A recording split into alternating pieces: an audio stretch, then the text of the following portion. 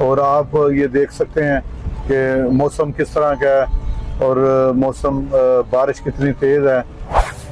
जी ये देखें, ये हमारी वो मकई है जहाँ पे किसान दोस्त फार्मूला आज तक नहीं डला हुआ। इसका हमें नुकसान ये हुआ है कि हमारे बीज ने जर्मिनेशन ही नहीं की।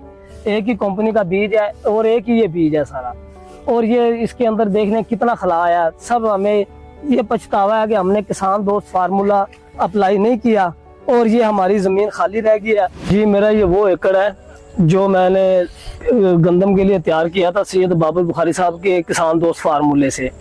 इसके अंदर कुछ लोगों के बहकावे में आने के बाद मैंने दोबारा गंदम तो उठा ली और अल्हम्दुलिल्लाह ये वही एकड़ है जो मैंने गंदम में आप लोगों को दिखाया था और माशाल्लाह इसमें मेरी 41 मन जो गंदम हुई है।